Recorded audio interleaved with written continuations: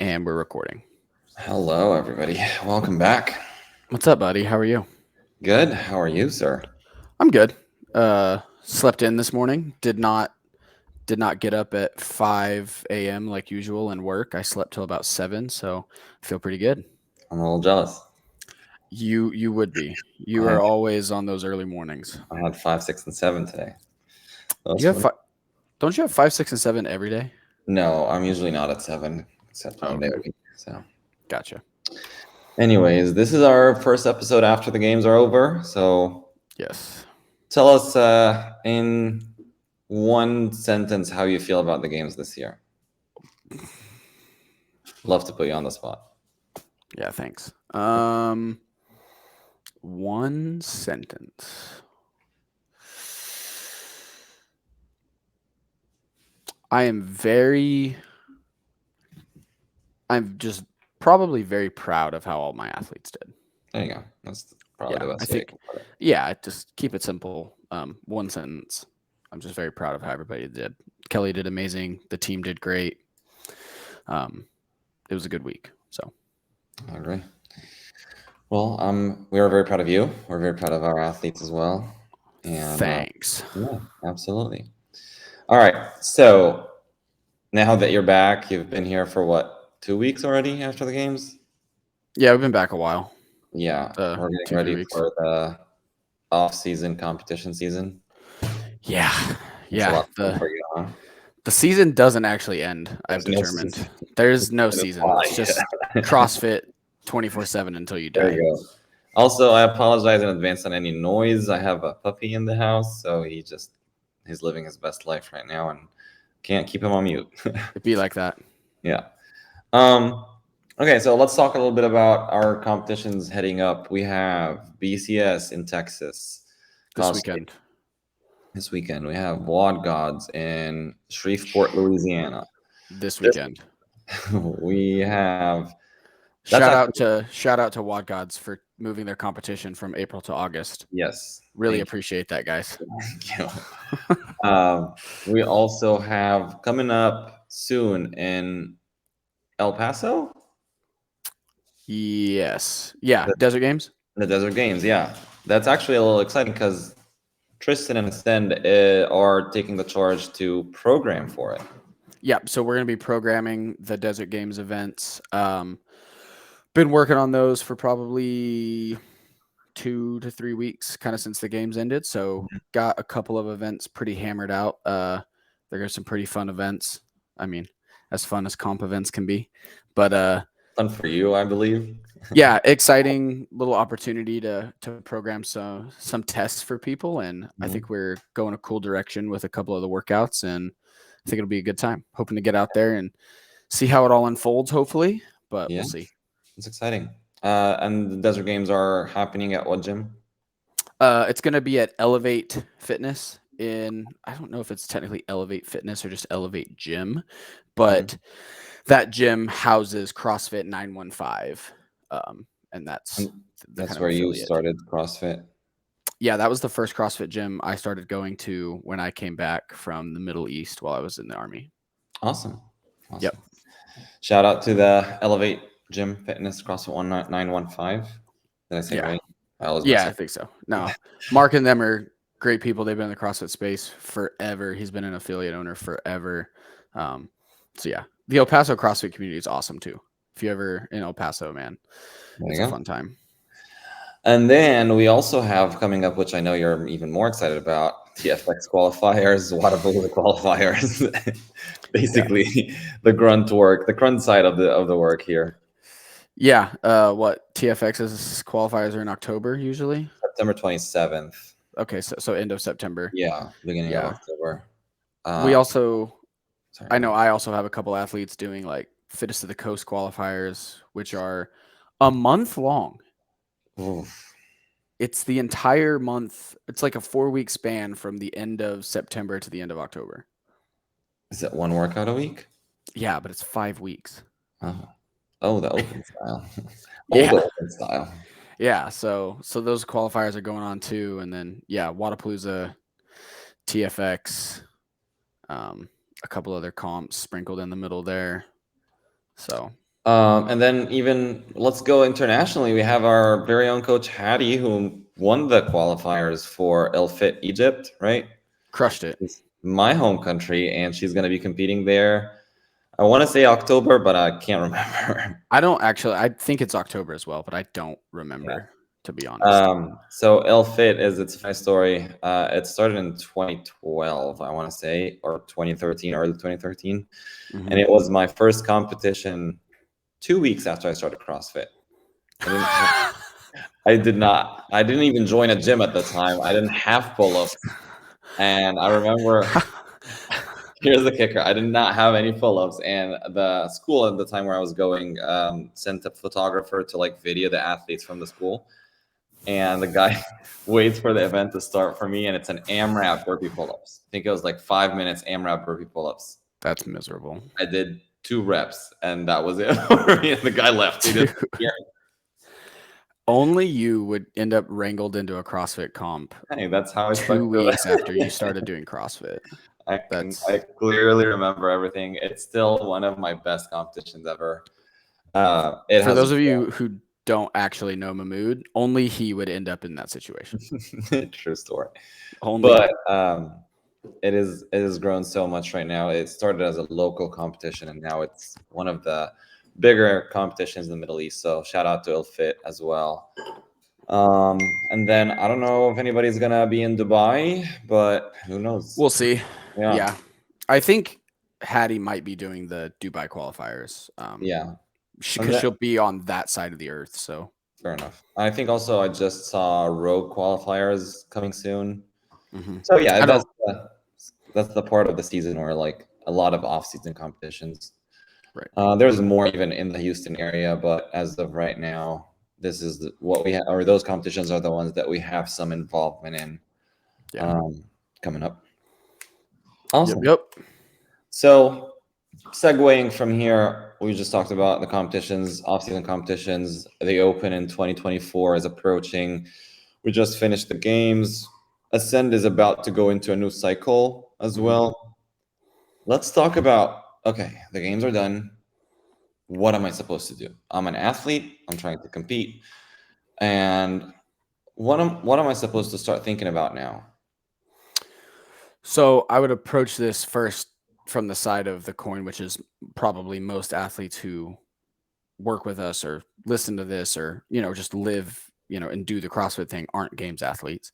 Mhm. So hopefully you've spent the time from either semifinals or quarterfinals starting to address the things that should be addressed in the off season: your aerobic capacity, your raw strength metrics, your gymnastics skill and technique. And then obviously paying a little bit of special onus to your weaknesses if you have anything that's really, really glaring, right? But I think in terms of, for most athletes, what they should be capitalizing on after the games is the majority of people are probably really motivated. Right. So I guess where I was going with that, like this motivation, how can I make it into a productive outcome? Right. A lot of people get motivated through the games, and all you see is just like, okay, I'm gonna hammer 7 workouts in a day because I'm just excited. I want to do all the games workouts, blah blah. What would you recommend for somebody, let's say, like, regardless of the fitness level right now? What's the first step that they should take to have a successful 2024? Sit down, do it yourself if you're introspective enough, or do it with a coach, or do it with a friend, or do it with, a training partner, whoever, somebody who's a little bit non-biased or can at least give you honest critique and feedback, and make a list and go back and look at the workouts, go back and look at quarterfinals, the Open, and remember those workouts and look at the workout, the movements, the time domains, and the things that held you back from performing at a level you want to perform at. Right? That's the easiest, lowest hanging fruit for people to start addressing in this kind of time of year. And we still have a ton of time, right? The Open's like 7 months away, 6 months away, something like that, right? So I think getting really crystal clear on the things that you need to improve upon for next year, and then using that motivation you have right now to formulate a plan to get better at those things, and also attacking those things with a lot of intention. A lot of times, like you said, people are like, oh, I just want to work out 7 days a week or 7 times a day because, that's what the games athletes do, which isn't exactly true. But now is the time of year to train with a lot more intention and my favorite intensity. word. My favorite Yes. word, intention. I would, we talk about this a lot, and like I have this discussion with my athletes a lot. Like we're not doing a lot of volume right now. We're not doing a lot of extra stuff. Like I am much more interested in you hitting one piece really hard, getting something out of it in terms of a stimulus and learning, Right. and then get out of the gym, especially those athletes who, are really in the throes of their off season, maybe the ones who made semifinals. Yeah. Hattie's a great example of this, and just an easy example because we just talked about it. Like Hattie's not doing 2-a-days. Hattie's not doing crazy long sessions. Hattie's doing, one piece a day and then a couple days a week, maybe some extra single modality conditioning. Yeah. And she smashed those qualifiers. Mm-hmm. Okay, so sit down with either yourself or somebody who's been with you this whole past year or is going to be with you for the next year and set your goals. So let's say let's say like for example, I'm gonna sign up for Ascend. I want to be your athlete. What would you ask about retrospectively? How would you analyze where I am and what should be a good realistic goal for me? Because that's the hardest part, right? Everybody wants to make it to the games. Sure. Everybody wants to make it semifinals. But how do I know that I'm in that scope, or do I need to shift my goal to like, okay, let's do better at quarterfinals this year, right? Yeah, so I think, I don't think there's a hard and fast rule for this, but generally, like if you ask coaches, right, like if you're looking and you're like, hey, I want to make semifinals next year. If you're not in the top 200 in quarterfinals or right around there, maybe you had one workout that you just have one really big weakness in, right? And that just, or like this year example, like maybe you would have made quarterfinals or semifinals, except like you just couldn't figure out crossover singles on the fly. Or you didn't have like ring muscle ups. Well, if you don't have ring muscle ups, you don't deserve to go to semifinals. No, you did not have ring muscle ups. That's why I didn't make it to quarterfinals. Oh, okay. Yeah. If you didn't have ring muscle ups, you didn't make it to quarterfinals. I was thinking semifinals. Sorry. So didn't mean to hurt anybody's feelings there, but that's the truth. If you can't do ring muscle ups, you don't deserve to go to semifinals.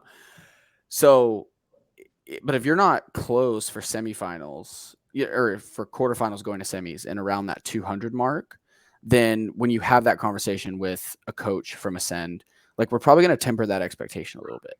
And it's not to say that you can't make semifinals, but it's understanding like the distance you have to cover. And I'm actually not a huge fan of outcome-based goals in general. Like they're fine to have, but they have to be tempered with process-based goals, right? So instead of looking at, I want to make it to semifinals, how much better do I feel working out and how much better do I feel competing? Right. Well, feel is all fine too, but like I'm a big proponent of like, okay, let's say your goal is to make semifinals. That's great. But let's sit down and make process-based goals. Like what are the things we need to achieve in your fitness that puts you as a contender to go to semifinals? What do we need to snatch? What do we need to clean? What do we need to run? What do we need to row? What do we need to do these metcons in? What kind of, metrics are we looking at? Because those are easily attainable and they're more in our control. Yeah. So we can work through those diligently. And then even more, another layer deeper in process-based goals is like, I'm going to count my macros. I'm going to stretch every day. I'm going to make sure I'm drinking enough water. I'm going to train with intention.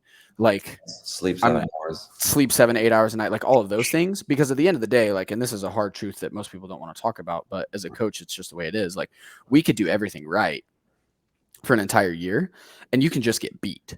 And then if your only metric for success was making semifinals, making quarterfinals, going to the CrossFit games, you're going to view that entire year as a loss, where you still may be the fittest you've ever been. Yeah. By every metric we can think of, except that outcome-based goal, right? So that would be kind of like, okay, there is going to be a guideline. This is where we want to get to. Yes. Here are the steps. Yes. And the progress is in the steps. Correct. The outcome is our destination, if you may, and the steps are the journey. Sure. We want to get to the destination, but that's not as much as is it in our control compared to the steps themselves. Right. Exactly. Right. So I want to clarify that when an athlete comes in and you're going to sit down, yeah, great. You want to make it to the games in 3 years. Wonderful. What do we need? What is the gap that is in your fitness that we need to cover in order to get you as close as possible to that goal? Exactly. Right. Getting the steps done is what's happening through the programming. Correct. Qualifying to the games, we need all the circumstances to be perfect for that. Yeah, I mean, athletes talk about it all the time, right? Like, there's examples every single year at semifinals, quarterfinals, the games of like, it just wasn't somebody's weekend, right? Like, look at Jason Hopper at the games this year. Like, he was seventh place last year, projected to be in the top 5 this year. He got cut the first day, right? Like, and I'm not saying that as a dig on Jason or anything. Like, that's just the reality of what happened. I mean, so, like, Quant had a heat stroke. Right. Sam Quant had a heat stroke. Like a couple of years ago at semifinals, Sam Quant's like autoimmune thing that he has like flared up really bad. Right. Like these things happen. Chandler Smith at the Granite Games last year. Right? And on the other side, like things could also align for the better. Like Kelly made it with 0.04 or like she made it through semifinals to the games just as easily. She could have not, like, right. It's just, she put in the work, everything has been done. And then the circumstances happen where she made it. Correct. Right. And that's something that we're going to always try and make or gain as much control as possible there. But it's all starting with, what are the things that I need to work on? Yeah. If you can't sit down and honestly assess your, like, I usually call it lowest hanging fruit, right? Like the things you just absolutely suck at the most. Mm-hmm. And if you can't sit down and assess that honestly, like you're probably not going to make the progress you want to make over the next year. And the other side of that is like you have to be willing to put in the work, because in CrossFit a lot of the times the things we suck at the most are the things we enjoy the least. You don't want to do the most. And like you got to eat your fucking veggies. Like it just, like that's what this sport is. You're as good as what you are as good as what you suck at the most. Yeah. And basically same as like you're a team is as strong as its weakest link. Exactly. So it's like, if you can't, like, you have to be honest about that. And you also have to be willing to do that uncomfortable work. You know, like it's very rarely you find an athlete who's like, dang, I need to get stronger, but I also love to go lift weights. Like most of the time, the athletes who love to lift weights are pretty strong. Like same thing on the endurance side of the house, same thing on the gymnastics side of the house, right? It's like, no, like, I understand you like that stuff. You also probably like it more because you're good at it. Right. I need you to go get intimately familiar with the stuff you suck at. Yep. So. That's fair. Okay. So that's step 1. Step 2, or in the biggest question that comes in, I was like, okay, in the process, I want to do all those competitions and, you know, compete in all the in-house competitions. And I don't want to miss that. I don't want to miss that. This is going to probably not end up well for me, but it's fine. I'll ruffle some feathers. I'll do it for you. Yeah. What 2 categories? Okay. An athlete who's wanting to enjoy fitness and loving the process and does not have any serious individual aspirations. Okay. As in, I don't want to try. I'm not trying to make it to semis. I'm not trying to make it to the games. And then the other category is those athletes that, okay, I'm trying to make a living off of this sport. Right. I'm trying to hit some sort of a large overarching goal, whether that's for them quarterfinals, semifinals, or the CrossFit Games. Sure. So would you say that for the athletes that are trying to do semifinals and quarterfinal and like make an bigger arch, Do you think there is any value in doing team competitions, Sure. especially the lower scale? Like, I don't want to name any competitions. I'm gonna get fired for that. But especially the lower category competitions. Let's call it that way. So I think, like, I think I know where you're going with this. Competing is a skill. Right. And that's a skill that we can only practice through actually competing. True. So depending on the training age and experience and competition experience of an athlete, there is value in doing off-season competitions, right? We have also, like, there are athletes who smash like qualifier style workouts. Right. And there are athletes who really struggle with those. And then there are also athletes who smash in-person competitions, and there are athletes who really struggle with in-person competitions. So identifying what kind of an athlete you are and getting some competition reps at those things is fine. My end of it as a coach is we can never do so much competing that it starts to detract from the long-term training progression. That's what we don't want to do. That we get, it is not allowed. Like, I will not let it happen. And there's two ways to navigate that. And I've done it both ways with athletes. We have an honest conversation about, like, is this competition that important to you? Okay, cool. We will focus this portion of your season around that. We will adjust the annual periodization a little bit, and that's fine.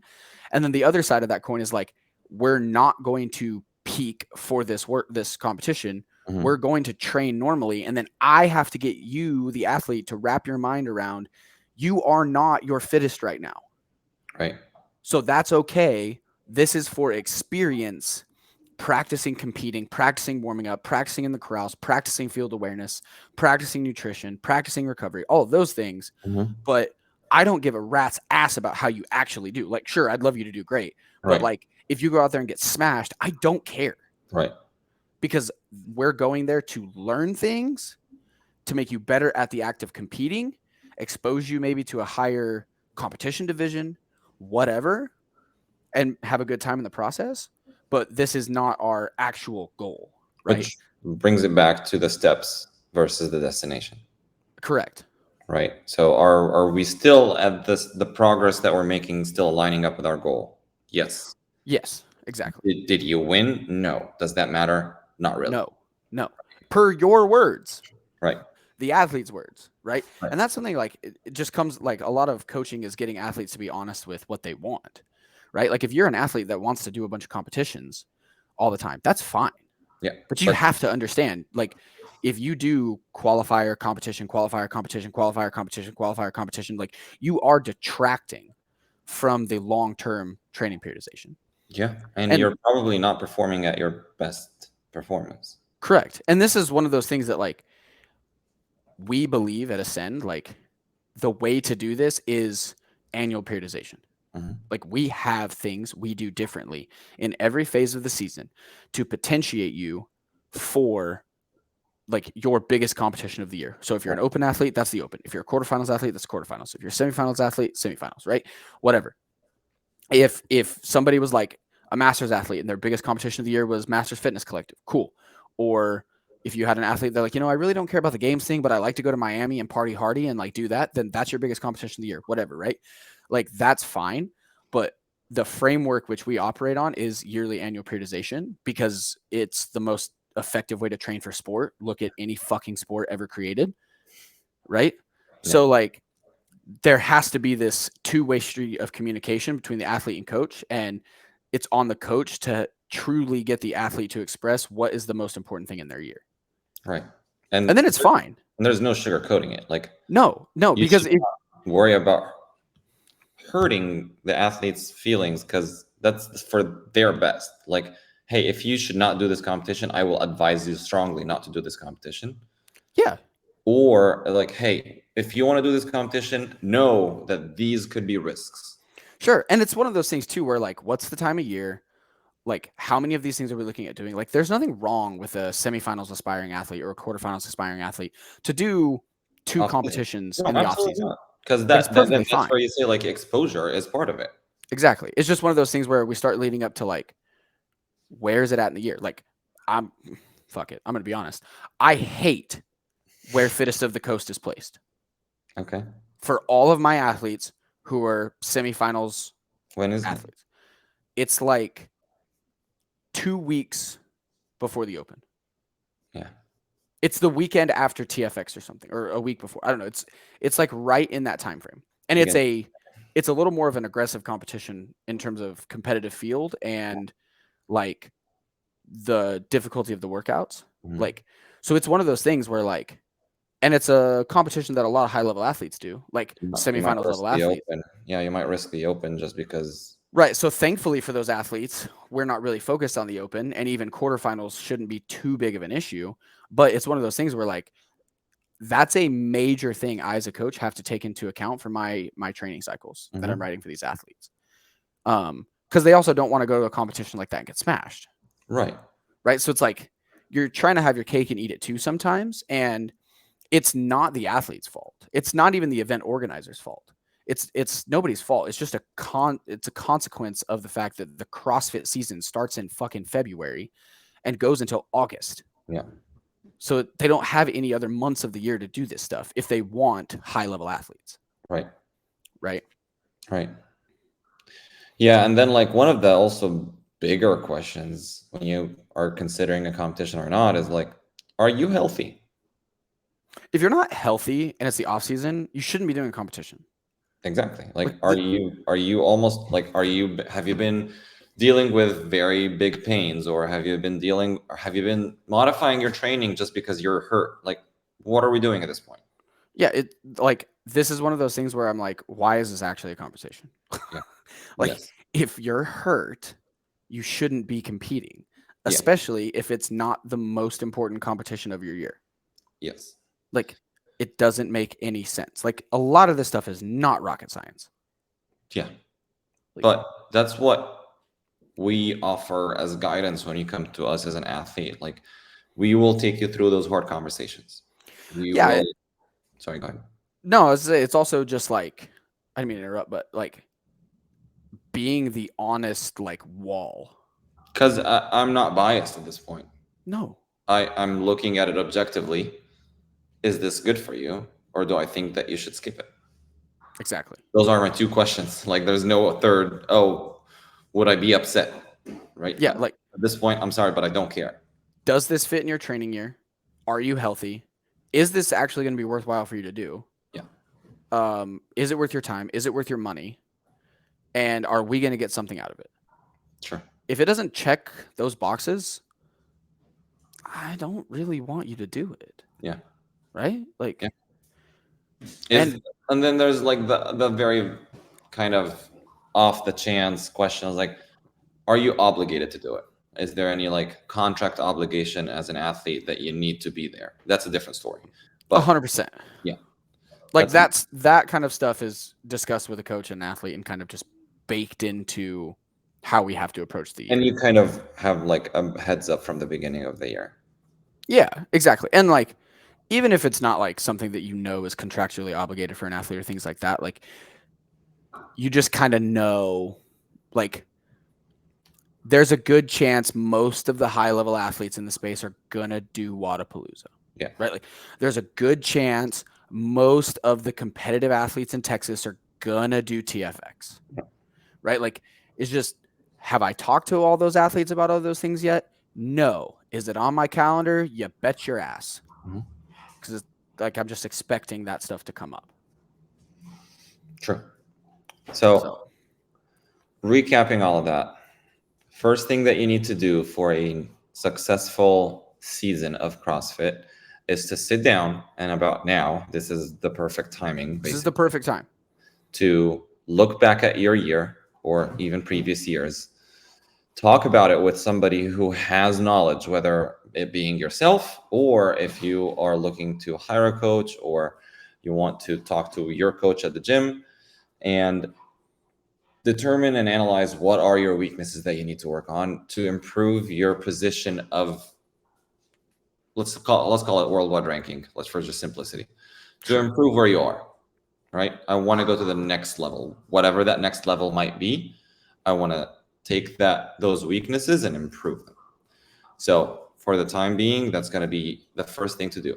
The next thing to do is like, okay, now that I'm going to do those with the help of your coach, am I going to do anything in the meantime between my time now and the next big competition? If I'm shooting for the Open, do I use this whole time to train and just avoid competing at the time? Because I need, for example, something like strength.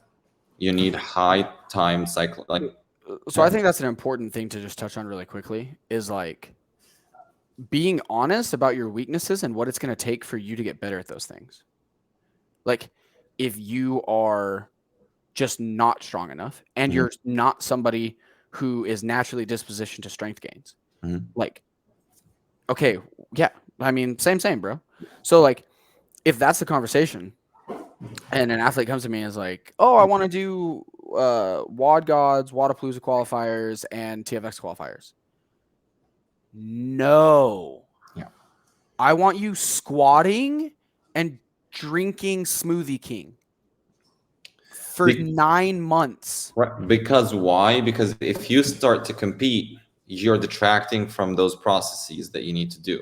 Right. And it's not even one of those things in terms of like, oh, well, you can get stronger while doing conditioning. Yeah, no shit, Sherlock. But that's not the point. The point is you're just going to miss training sessions. Right. You're going to miss strength sessions. And you're going to have to taper off when you shouldn't be. Exactly. And so, let's say you don't taper off, you're probably going to do your worst performances ever. Exactly. And that's not going to be helpful for your mental space. Not beneficial either. It's not beneficial. Exactly. So like if you're a strength limited athlete, go in a hole until January. Yeah. Do zone 2 and a little bit of like a Metcon or 2 a week. Don't lose your gymnastic skills. Call me in January and then we'll figure it out. Like that's like, you just need to go lift weights. Right. Like, and I mean, it could be till January, it could be till next year, like depending on how big of a hole you have. Yeah. And what's your goal, right? Like, so that's an important thing. Like with whatever weakness you assess, you have to be honest. And this goes back to being honest about the work you need to put in, but then you have to actually prioritize that work. Like it's one thing to be like, oh, I really should, like squat 3 times a week, but I'm not going to do that. Right. Well then motherfucker, it's going to take you a lot longer to get stronger. Yeah. So, and that same principle applies for different athletes in different, modalities and areas of weaknesses. Like there are athletes who like, for them to get better at running, they have to run 3 times a week. Yep. Sit on the machine every day. If you're skill limited, right? Like there are athletes who like, especially if they're late learners or they're, really mobility restricted. It's like, hey, like you got to get on the rig and do mobility and gymnastics drills and stuff like that 3 days a week before we can even think about layering in capacity. Right.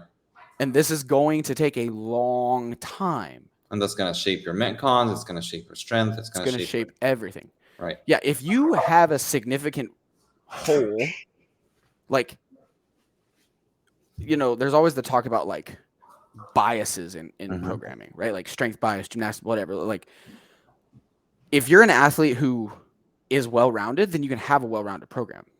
But if you have a significant hole in your ability, then you have to have a skewed program. You're going to have less of a CrossFit program, more of a bias program. Right. And that's what is necessary to reach the goals that you say you have. To be better at CrossFit. Yes. And we could also do a whole nother podcast on the fact that like you're not actually going to lose your ability to do CrossFit most of the time. True. But that's a whole nother thing. Yeah. What was so that was, you left off at. Yeah. So set the goal and then prioritize with your coach. What are the steps to be taken till your next, let's call it assessment test, whatever. Yeah.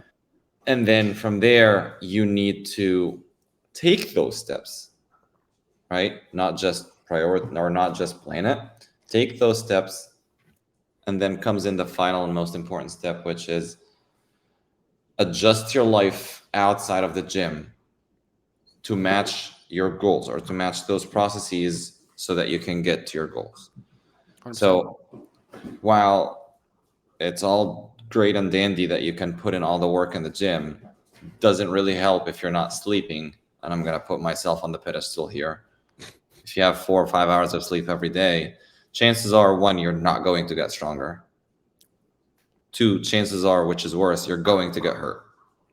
You have to be very careful. Yeah. At some point, your recovery is going to catch up to you. Yeah.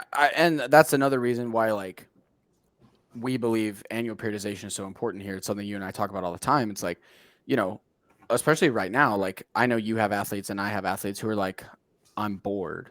I want to do more. Like, bitch, like, semifinals is in 9 months. Mm-hmm. I don't care how bored you are. Go start knitting. Like, get a hobby. Like, I don't care, because there's no reason for us to add in needless volume right now. Like, you have to recover from every stimulus you get. Right. So take extra recovery. It's better in this time of the season to get a high dosage of a potent stimulus with intensity and an appropriate amount of training volume, and then go away. Get out of the gym. We can tap into the whole adaptation versus overtraining syndrome, right? But I don't want to. But basically, if you're not properly dosing your workouts and recovering enough from that stimulus, it's going to go from stimulus to just stressor. Exactly. There's There's this really cool curve called the SRA curve. You guys can Google it and look it up, and it's pretty fancy sciencey stuff. But, like, basically, if you don't do what we're saying, you're going to fuck up that curve, and then nothing's going to happen. Yeah, you're not going to adapt. Instead, you're going to get hurt. Exactly.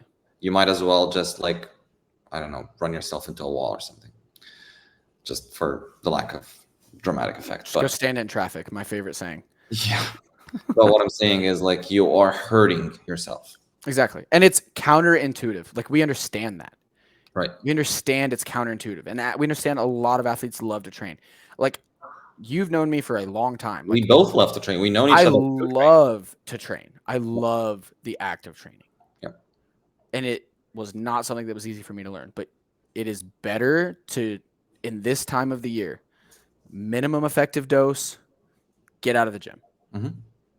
Because this is the other thing that I've actually had a conversation with some of my athletes in the last couple of weeks is, like, you're bored now.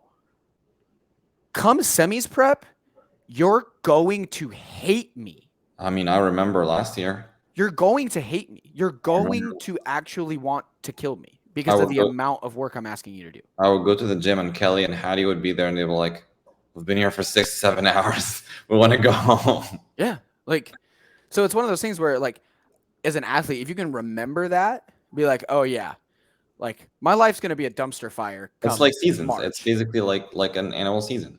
Like, this annual season. Enjoy it. Holy shit. Yeah. This is the preseason or off season. Enjoy it. Yeah. It's like the fall. Enjoy the fall. Enjoy the breeze. Winter's coming. Yeah, exactly. Yeah. I actually had a conversation with my athletes yesterday. And he was like, hey, should I start doing 2-a-days? I was like, I mean, you can, but it's not beneficial at this point. Just because you can doesn't mean you should. Yeah, Let's wait till actually when it matters to add in more volume, and then let's do 2-a-day. I mean, I literally had the same conversation with an athlete yesterday, and he was like, well, I kind of want to start doing 2-a-days. And I was like, well, you can break your session up into 2 sessions, but I'm not going to prescribe more than basically 1 session worth of volume for at least another month, at least. Yeah, exactly. So how you time manage, I don't give a fuck, but I'm not adding needless volume. Like, this is what you, like, pay me to do. Right. So no. Yeah. I think we've covered how to get to that better season of 2024. I think we've covered how to go about competitions and local competitions and bigger competitions and what's beneficial versus what not. And again, if you guys don't know, if you guys are not sure what to do, reach out. We have a full form that's free. You can just fill the form, get your consultation call, which are free as of this moment. Yeah. And just talk. Also, our Instagram handles are in the the thing Oh, above. absolutely. Yeah. Like send me a message. I work on my phone most of the Yeah. time. I think one thing to leave people with that is something that I think a lot of athletes have a hard time and struggle with, especially through like late fall and some of the winter, like early winter months. Mhm. Don't get distracted and don't forget. Like you're motivated right now after the games. You're really motivated after quarterfinals or semifinals or the open when there was that one thing or those couple things that just crushed you and that felt so fucking terrible and you never wanted to feel that again. If you can remember that feeling and remember why you're doing the training you're doing, why, if you're why you're doing those heavy squats, why you're doing those rowing intervals, why you're doing those running intervals, why you're doing gymnastics drills for 30 minutes in the gym, why you're doing muscle ups, why you're doing chest bar, whatever. If you can remember why you're doing it, when the memory starts to fade and your buddy's like, hey, let's do this, or I want to do that, or you're like, I just really don't want to fucking squat today again, whatever. If you can remember why you're doing what you're doing through that time period, and if you have a coach, that's part of what we do. We have those conversations like, hey, this is why we're doing this. Remember you couldn't clean that bar, right? It will help you so much in the long run. It'll be worth it, but it's hard to stay disciplined and actually keep doing what you're doing. But remember why you're doing what you're doing. I agree, and that's not easy. It's very much easier said than done. Oh, 100%. So, but yeah, Ascend templates or blogs are going to start on a new cycle. Is it Andy's? it is Andy's, yes. Andy's. So not this coming week, but the week after. September so 4th. If you're interested to try it out, we still have those 2 free weeks for the blogs. So correct. Hop in, try it out.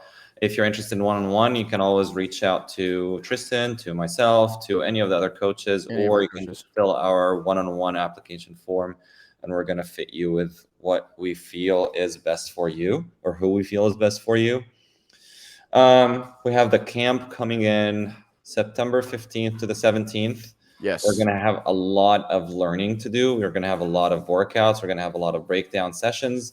So if you're interested in training with a group of athletes that are similar minded, with a group of coaches that do that for a living, they are professional CrossFit coaches that have no other job.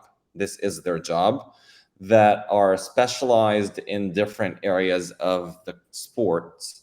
And some of them are even have been to high level competitions such as semifinals and games. Shoot us a message, find our link in bio on Instagram. We still have, I think, a couple more weeks before the deadline of registration or for registration. Yeah, we got about 2 weeks and some change, I think. Yeah. So if you have more questions, ask us. We're going to start Friday late in the day. So you can still, if you're in the area, you can still work in the first half of the day. Or if you're coming in, it's not going to be super early. And then we're going to finish Sunday around noon or really early afternoon, so you can go back home after and enjoy the rest of your Sunday. So again, reach out if you have questions about it. If you are not an Ascend athlete and you have questions about it, come talk to us as well. We're, again, as Tristan said, we are on our phones a lot, so feel free to reach out to either of us. Yes, even if you just have some questions about Ascend, how we do things, or you're just looking for a little bit of guidance, like, yeah, I have no problem helping people who don't actually want to come get coached by me. I'll help everybody a little bit. We're friendly. Yeah, I'm not gonna go coach you at your competition or anything crazy, but like, I'll talk to you in the DMs. We can have a discussion. Yeah, exactly. All right, and one last shout out. Good luck to all our athletes competing this weekend, WOD Gods or BCS. We have a lot of them. I myself and Tristan will be at WOD Gods. I'm going to be competing. Tristan is going to be handling a lot of athletes. I'm retired. I don't compete anymore. And then is Connor going to be at BCS? Not entirely sure yet. And Carey, Coach Carey is going to be at Coach BCS competing. So again, a lot of Ascend presence in those 2 competitions, and we are wishing everybody the best of luck. Absolutely. All right, my man. Have a will. wonderful rest of your day. Talk to you later. Yes, sir. Bye.